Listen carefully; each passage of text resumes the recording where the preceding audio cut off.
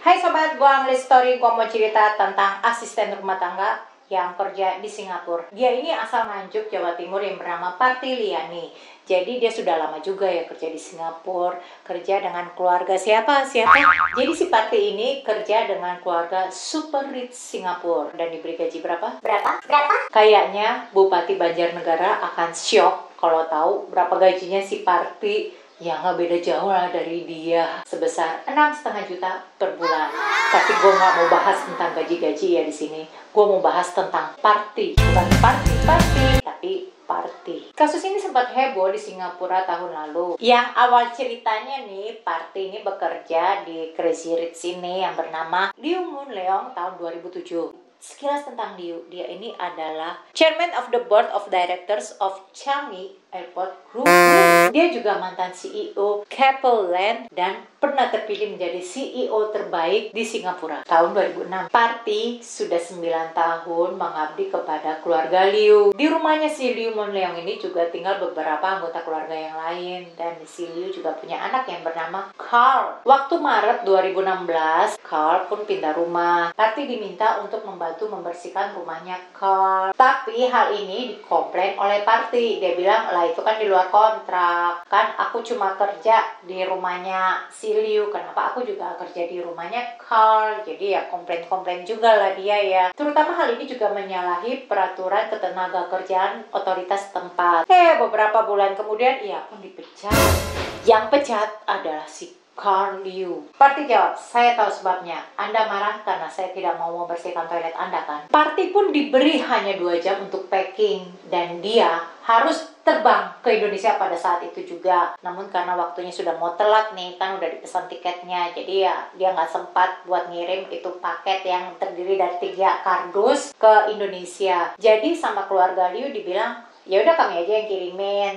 Namun ternyata sebelum itu dikirim, setelah si Parti pergi, mereka tuh sempat periksa dulu kardus-kardusnya si Parti, dan di sana mereka mendapati barang-barang yang dianggap sebagai barang curian. Liew Mun Leong dan Carl melaporkan hal ini ke polisi pada 30 Oktober 2016. Parti yang telah tiba di Indonesia itu agak-agak bingung ya.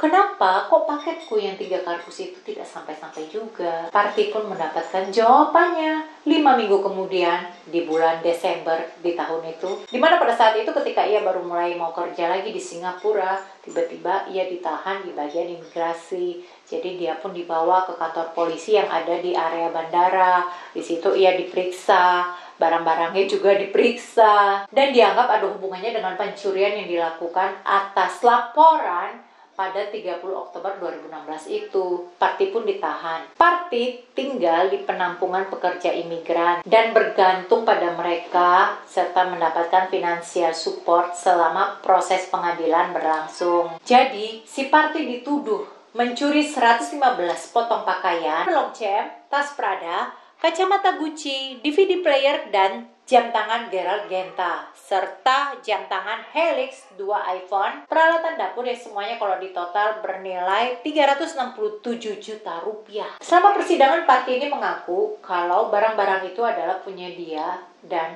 barang-barang yang ia temukan, barang-barang yang tidak ia packing tapi kok ada dalam kardus. Keesokan harinya, polisi pun datang ke rumah Liew Mun Leong. Di sini mereka memotret benda-benda yang menjadi bukti-bukti pengadilan itu, tetapi mereka tidak membawa benda-benda itu. Ya, dibawa juga sih akhirnya 1 tahun 4 bulan kemudian. 2 hari si Parti ini diinterogasi di polisi. Di sana ia tidak diberikan penerjemah yang bisa berbahasa Indonesia. Ya alasannya nggak ada orangnya, adanya polisi yang bisa berbahasa Melayu. Jadi ya walaupun agak-agak mirip, tapi kan tetap aja ada kosakata yang tidak dimengerti oleh Parti. 2019, Hakim Distrik memutuskan ia bersalah dan dihukum penjara 2 tahun 2 bulan. Parti naik banding. Hakim Chan Seng On menyimpulkan keluarga Liew memiliki motif yang tidak pantas dan mengajukan tuntutan itu. Ya nggak sebanding juga ya, dia kan crazy rich ya gitu ya. Kenapa dia kok mau-maunya cuma gara-gara barang ya nggak ada 10% dari jumlah kekayaannya itu. Dan ternyata juga barang-barang yang dicuri si Parti itu, ya kayak iPhone itu udah rusak, terus DVD playernya itu juga udah rusak. Walaupun masih bisa dipakai dengan cara yang lain ya,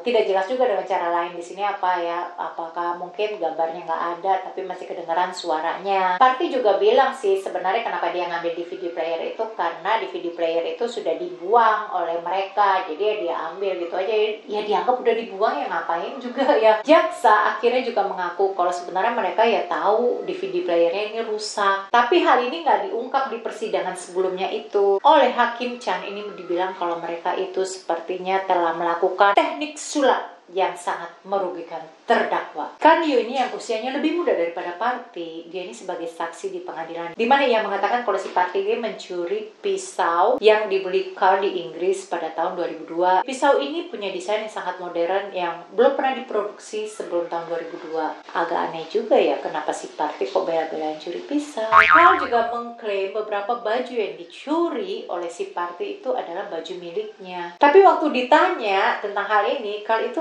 agak-agak nggak inget gitu loh, itu baju punya dia apa enggak. Jadi waktu di pengadilan kali ini ditanya, apakah kamu suka memakai baju perempuan? Carl menjawab, ya dia suka cross dressing. Cross dressing ini kayak memakai baju lawan jenis gitu loh. Kayaknya gue sih sering ngeliat juga cewek memakai baju cowok, tetapi gue nggak pernah lihat cowok yang memakai baju cewek. Ya mungkin ada kalau dia transgender, tapi ada juga sih ya cowok yang memakai daster. Dan juga ternyata pada saat mereka melapor ke polisi itu pada 30 Oktober itu, polisi itu tidak segera langsung ke TKP. Mereka baru ke TKP 5 minggu setelah laporan itu dibuat. Ya 5 minggu ini sepertinya pada saat Party ditangkap, barulah polisi datang ke TKP. Jadi Hakim Tinggi Chan Seng-on ini membatalkan hukuman penjaranya si Party yang 2 tahun 2 bulan. Lalu ia pun membebaskan Party di tanggal 4 September 2020 lalu. Party pun menuntut rugi atas hilangnya kesempatan dia dalam mencari pendapatan sebesar 1M. Karena ya selama kasus ini kan dia tidak boleh kerja. Sedangkan biasanya para TKW itu adalah tulang punggung keluarga. Gue kok jadi teringat kasus JIS itu ya.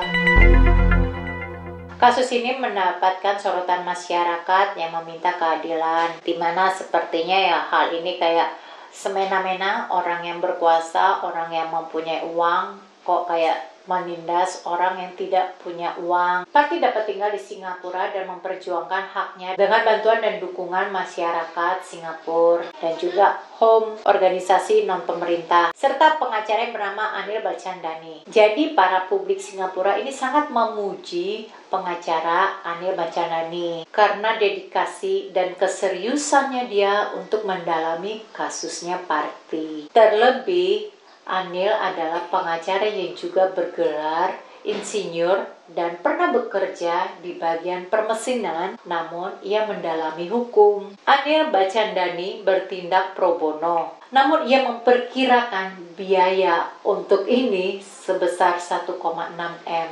Aku harap kamu suka dengan videoku ini dan nantikan video-videoku berikutnya yang akan aku upload setiap hari pukul 10.30 WIB. Kalau kamu punya unek-unek, kalau kamu punya apapun yang ada di pikiran kamu, kamu bisa komen di bawah. Mohon maaf untuk kesalahan kata, mohon dimaafkan ya. Jangan lupa like dan subscribe.